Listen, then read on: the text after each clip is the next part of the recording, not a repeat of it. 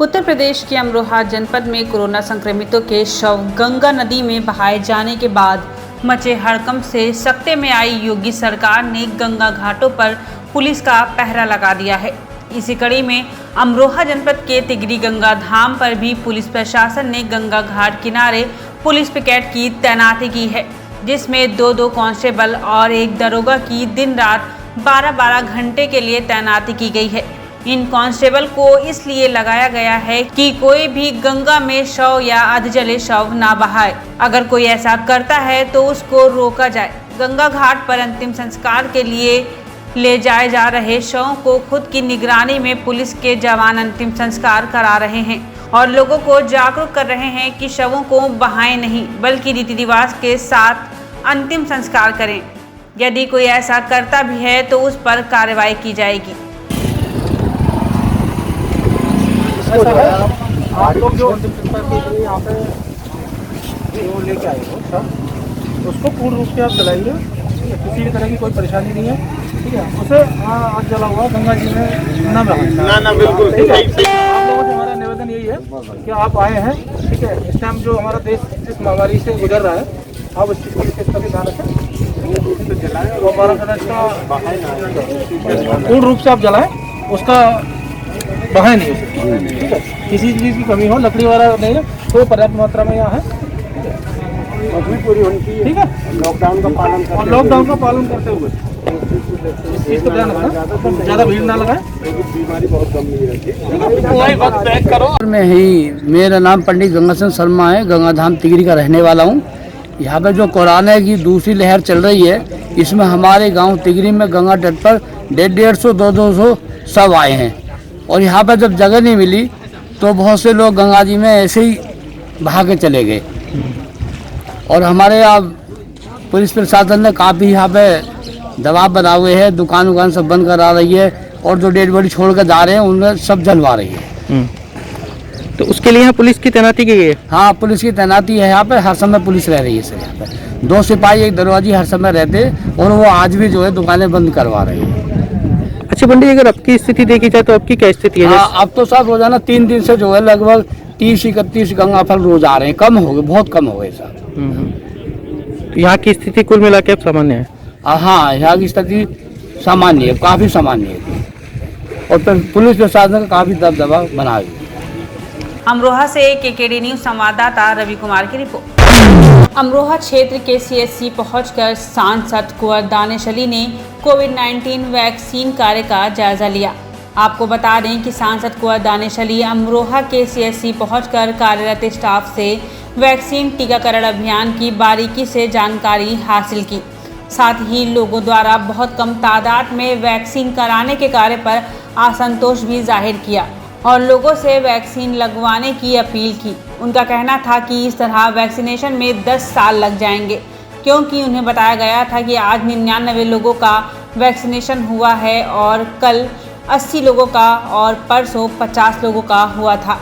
उन्होंने प्रशासन से भी लोगों को जागरूक करने की अपील की और साथ ही ये कहा कि वैक्सीन से ही इस बीमारी से बचा जा सकता है और लोगों से लॉकडाउन और प्रशासन की गाइडलाइन का पालन करने के लिए भी कहा। जी सांसद जी, बताइए आज जो आपने अमरोहा सीएससी का दौरा किया, क्या है पूरा? हमने यहाँ देखा कि वैक्सीनेशन ड्राइव कैसा चल रहा है और कि लोगों को वैक्सीन लग रही है या नहीं लग रही है, तो कितनी लग रही है, यही सब चीज़ देखी। मतलब लोगों को और ज़्यादा मोटिवेट करने की ज़रूरत है, क्योंकि यहाँ जितने लोगों को लग रही है उससे मैं संतुष्ट नहीं हूँ और ज़्यादा लोगों को लगना चाहिए, वैक्सीनेशन होना चाहिए। आज कितने लोगों को लगा था?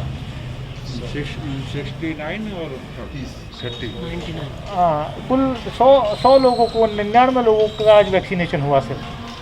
तो अब मतलब अमरोहा डिस्ट्रिक्ट हेडक्वार्टर पे अगर केवल 99 लोगों का वैक्सीनेशन होगा, कल 80 लोगों का हुआ, आज 99 लोगों का हुआ, परसों 50 लोगों का हुआ, तो ये तो पंचवर्षीय क्या, ये तो 10 वर्षीय योजना बन जाएगी वैक्सीनेशन की। और कोविड से लड़ना में सिर्फ वैक्सीनेशन ही एक इलाज है मेजर। और अगर इतनी धीमी गति से वैक्सीनेशन ड्राइव चलेगा तो फिर हम कोविड से नहीं लड़ सकते। तो सर क्या अपील करना चाहते हैं जनता से? मैं जनता से ये अपील करना चाहता हूँ कि आए, ज़्यादा से ज़्यादा वैक्सीनेशन कराएं। सरकार से, प्रशासन से ये अपील करना चाहता हूँ कि लोगों को हैरेस ना करें, जो आ रहा है उसका वैक्सीनेशन करें। जो ऑनलाइन रजिस्ट्रेशन की बात है, गांव देहात का आदमी कैसे करेगा? शहर का पढ़ा लिखा आदमी स्मार्टफोन चलाना नहीं जानता बहुत सा, तो कैसे हम एक्सपेक्ट कर सकते हैं? तो इसलिए जो उत्तर प्रदेश सरकार ने एक आदेश निकाला था कि 45+ वालों को भी ऑनलाइन ही रजिस्ट्रेशन स्लॉट लेना पड़ेगा और तब वैक्सीनेशन होगा, उस आदेश को वापस करें। कुछ जगह डॉक्टर्स लोग अपने आप कर भी रहे हैं। तो मेरी ये अपील है जनता से भी और सरकार से कि जब तक वैक्सीनेशन ड्राइव की गति नहीं बढ़ाई जाएगी तब तक हम कोविड से नहीं लड़ पाएंगे।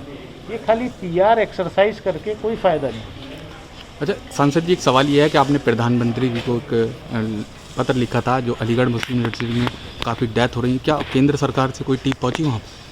देखिए, उसको हमने जो जिस दिन पत्र लिखा था उससे मेरे ख्याल से दूसरे या तीसरे दिन ही मुख्यमंत्री जी ने भी वहाँ AMU के मेडिकल कॉलेज का दौरा किया और केंद्र सरकार एक्टिव हुई है, उसमें वो जांच कर रही है और चीज़ों को जो है आगे बढ़ाया जा रहा है।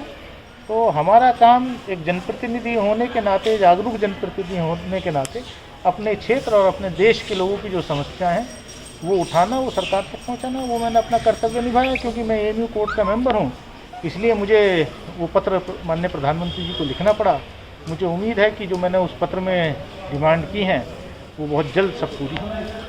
अच्छा, एक सवाल ये सांसद जी, आपने जो निधि के लिए कहा है, क्या अपने संसदीय क्षेत्र की निधि के लिए बात कर रहे हैं या प्रदेश या जितने लोग सांसद इस देश के अंदर हैं? मेरे ख्याल से आपने अगर वो पत्र पढ़ा होगा तो मैंने पूरे देश के लिए वो बात की और मैं अपने क्षेत्र का जो मेरा हक है, मैं उस हक को व्यक्तिगत तौर पर मांग रहा हूँ कि जो मेरे क्षेत्र में विकास का पैसा लगना चाहिए वो मेरे क्षेत्र में लगना चाहिए, ना कि गुजरात में लगे या बम्बई में लगे। मेरे क्षेत्र का जो हक, अब यहाँ जितनी हम फैसिलिटीज़ दे रहे हैं, जनप्रतिनिधि मिल करके, लोकल प्रशासन के अधिकारी मिल करके काफ़ी हद तक जनता को राहत पहुँचाने का काम कर रहे हैं, लेकिन सरकार की तरफ से कोई फंड नहीं है।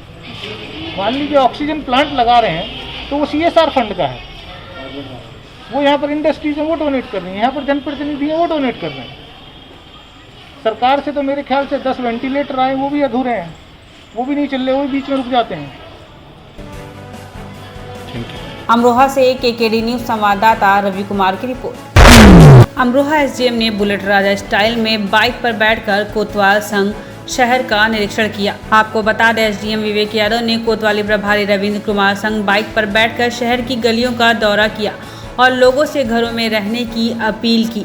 इस दौरान कोतवाली प्रभारी रविंद्र कुमार ने लॉकडाउन का उल्लंघन कर रहे लोगों के चालान भी काटे। SDM विवेक यादव और कोतवाली प्रभारी रविंद्र कुमार ने चौकी क्षेत्रों के इंचार्जों और हमराही सिपाहियों के साथ बाइक पर बैठकर शहर की तंग गलियों का दौरा किया और लोगों को चेतावनी देते हुए घरों में रहने की अपील की।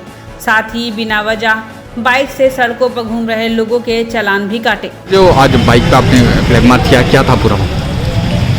जो हमारा लॉकडाउन शहर में चल रहा है, इसका सख्ती से अनुपालन कराए जाने के लिए गलियों में जो लोग अनावश्यक रूप से दुकानें खोल के बैठे हुए हैं या भीड़ लगाकर बैठते हैं, उन्हें समझाने के उद्देश्य से कि आप लोग अपने अपने घरों में रहें। जो हमारा कोरोना संक्रमण का ये चेन टूटा हुआ है अभी, जिससे हमारे लोग जो है संक्रमित इस समय कम हो रहे हैं, तो इसमें आप सभी लोग सहायता करें, अपने अपने घरों में रहें, सुरक्षित रहें। यही जागरूकता फैलाने के लिए आज जो है बाइक से फ्लैग मार्च किया गया। अमरोहा से KKD न्यूज संवाददाता रवि कुमार की रिपोर्ट।